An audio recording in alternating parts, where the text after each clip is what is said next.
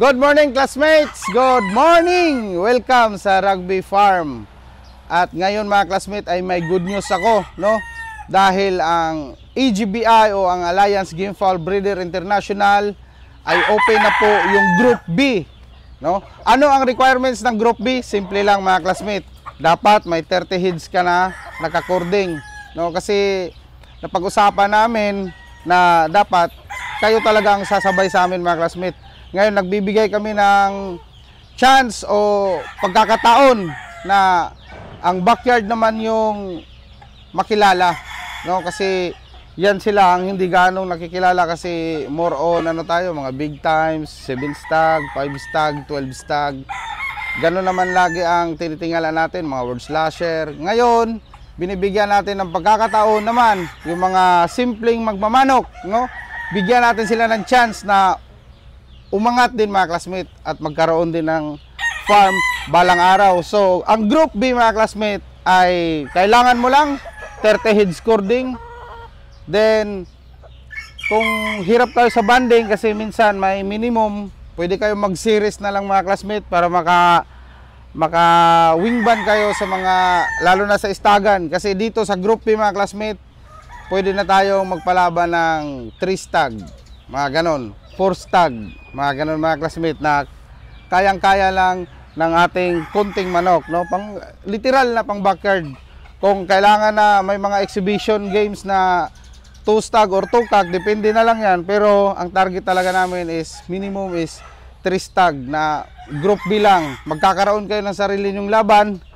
Then yung Group B naman ay pwedeng lumaban doon sa Group A kung may panlaban siya na may produce niya, no? So sa madaling sabi mga classmate, magkakaroon tayo ng samahan. Magiging kaibigan namin kayo, magiging kaibigan nyo kami. Magkakalaban tayo pero sa manok lang.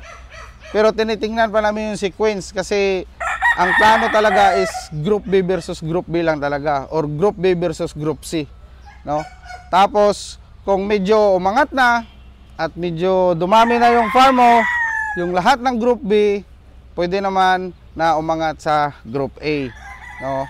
Kasi iba naman yung doon, kasi 5 stag, 7 stag, mga gano'n naman doon sa Group A.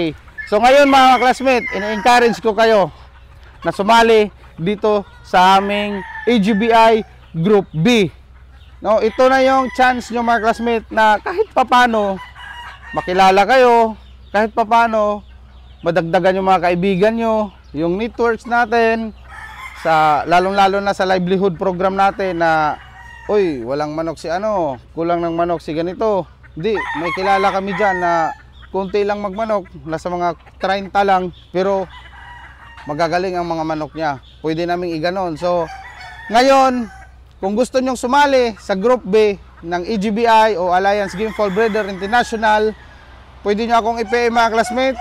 Si Super Andre, i-PM nyo. Si RCA Prime, si Carly Disma, si John Duwell, si Gerard Matito, at basta any member o Bagby na friends nyo, pwede nyong i-message na sasali kayo, no?